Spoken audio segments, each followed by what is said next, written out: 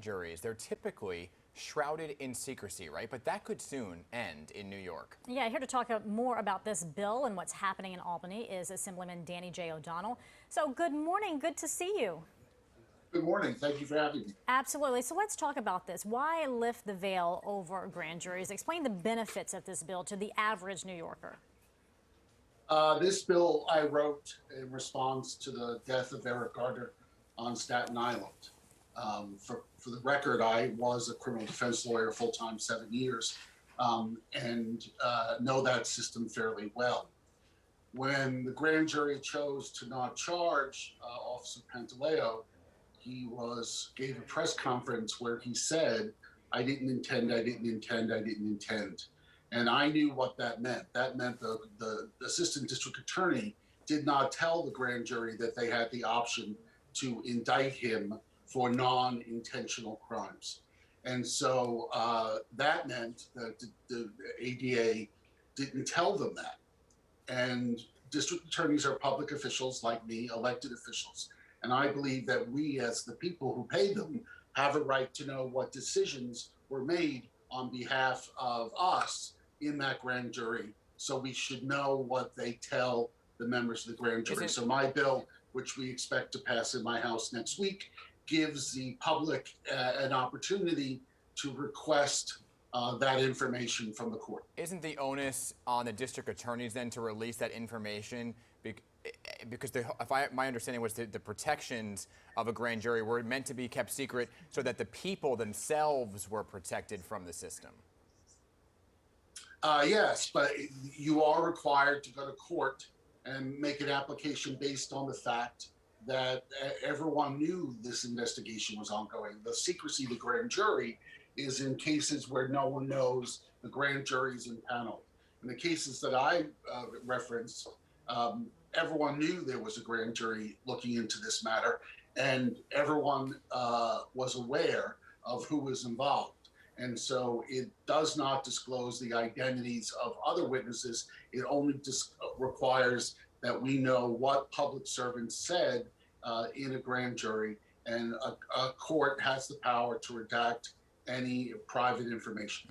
But that's after the fact that the grand jury hearing has been made, then you will have that public record is what you're saying.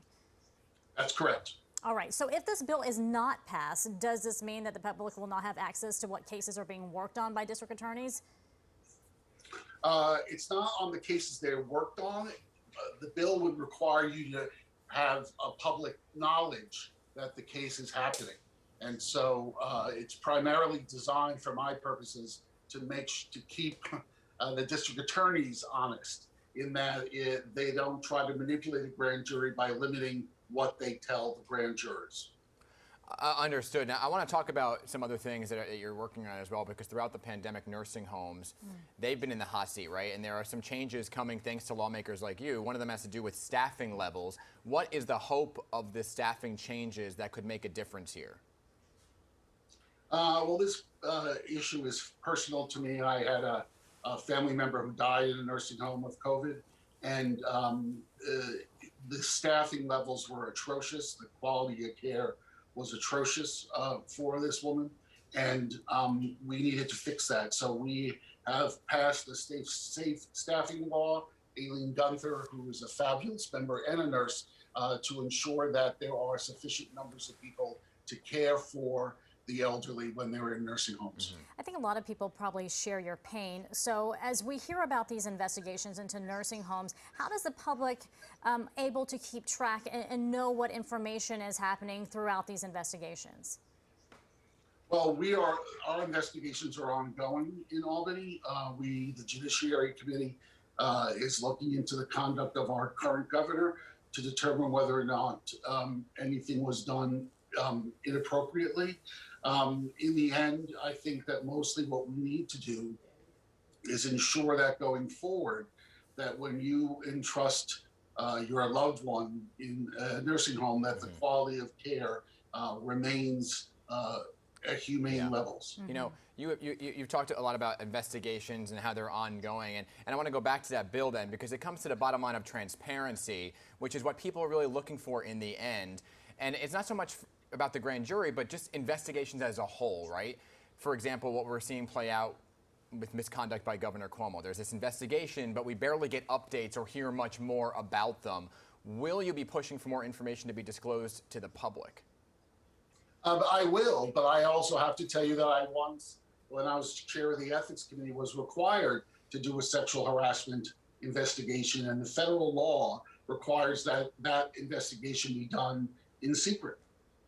And it requires that it's not disclosed until a determination is made. And so, you know, it's a combination of state and federal laws that we have to comply with. Obviously, the more well-known the accused is, the more interest there is in knowing what happened. All right, Assemblyman O'Donnell, thanks so much for your time and helping explain how this could really affect us as the public. Always my pleasure. Thank you. All right.